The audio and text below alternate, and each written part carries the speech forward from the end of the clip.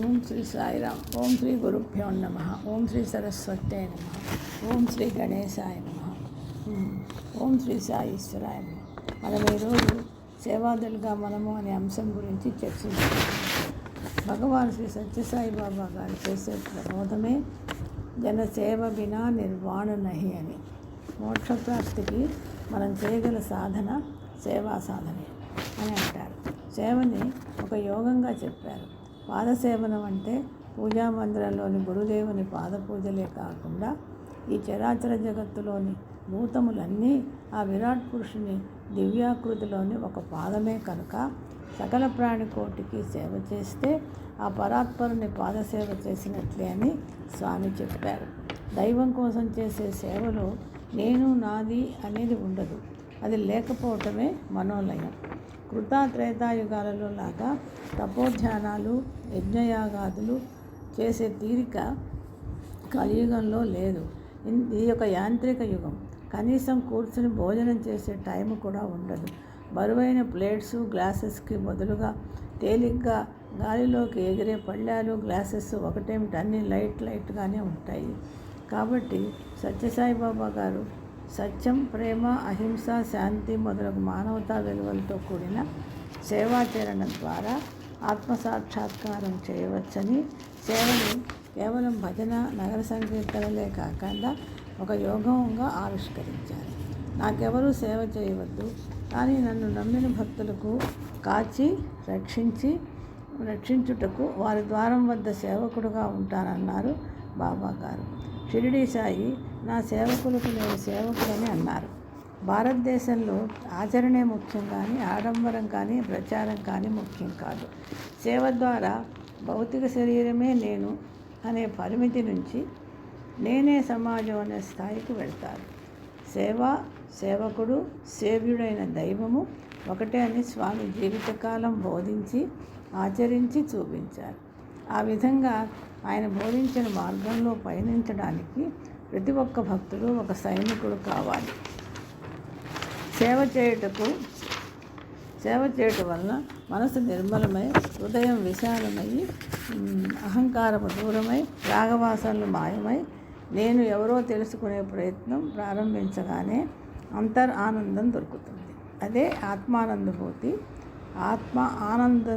ఆనందానుభూతి, సత్య సందర్శనం. సేవాదళలో చేరేవారికి ఆధ్యాత్మికమైన అభిరుచి ఉంటేనే, అంటే ఆహారంలో రుచి కోసం వాడే ఉప్పులాగా అన్నమాట, సేవాదళుగా రాణిస్తారు. నలుగురు మంచివాడనాలి. అలాంటి వారే ఓర్పుతో సేవ చేస్తారు. అలాంటి వారు 3 విధాలుగా ఆలోచించాలి. ఒకటి, ఇతరులు తన గురించి ఏమనుకుంటున్నారు, తన గురించి తానేమనుకుంటున్నాడు, స్వతహాగా తాను ఎవరు అనేది ఈ 3 ఒకటైతేనే నిజాయితీ అంటారు. సేవాదీక్ష తీసుకున్న తర్వాత క్రమశిక్షణతో సాధన చేసి భక్తి శ్రద్ధలతో అందరిలో నివసించే భగవంతుని దర్శించి సేవ అనే పూజ చేయాలని స్వామి సంకల్పం. త్రిలోకాధిపతి శ్రీకృష్ణ పరమాత్మ కూడా మానవులతో పాటు పశుపక్షాదులకు, మృగాలకు కూడా సేవ చేసేవారు. షిరిడీ సాయి తాను తెచ్చుకున్న భిక్ష తాను పెట్టకుండా పశుపక్షాదులకు ఆరగింపజేసి సర్వుల్లో భగవద్ దర్శనం చేయాలని చెప్పేవారు. సేవాదళలోని వివిధ అంగాలు అనగా భజన, పూజ, సేవ, సత్సంగం, సద్గ్రంథ పఠనము భగవంతునికి వివిధ అంగాలుగా భావించి ఎవరికి చేతనైన సేవ వారు చేయవచ్చు. దీనికి ఉదాహరణ వేమన మహాయోగి దేవాలయంలో అమ్మవారికి కట్టిన పట్టుచీర తీసి ఆలయం బయట చలికి వణుకుతున్న ఒక ముసలి ముష్టి దానికి కప్పి దీనుల పట్ల గల మానవాతీత సేవా దృష్టిని చాటుకున్నారు. అలాగే ఏకనాథుడు కూడా తన పితృదేవతల కోసం వండిన ఆహార పదార్థాల వాసన చూసి వాటి కోసం కళ్ళకంటున్న వారి కడుపు నిండా ఆరగింపజేసి తన సేవా నిరతిని దర్శింపజేశారు. అదేవిధంగా మన సమితి సేవాదళ సభ్యులందరూ అక్షరాల స్వామి ఆదేశం ప్రకారం కష్టపడి సామూహికంగా అన్ని రకాల సేవలు అనగా దీనులకు, ఆకలి కొన్న వారికి కడుపు నిండా స్వయంగా వండి భోజనం ఆరగింపజేసి వస్త్రదానం కూడా చేసి ధన్యజీవులు అవుతున్నారు.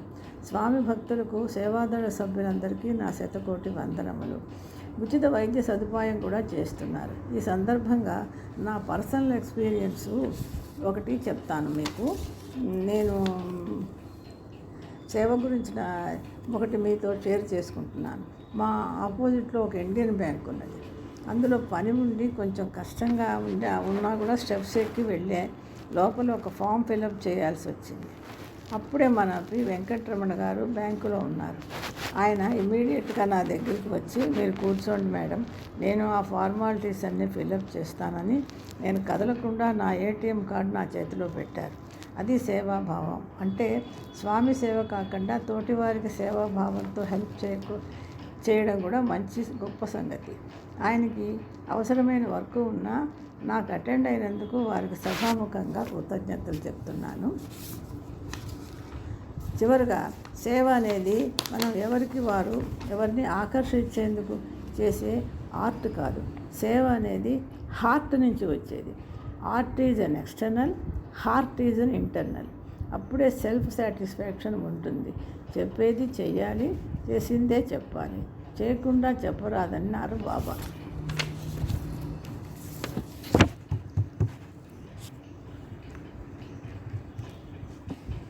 సాయిరామ్. స్వస్తి.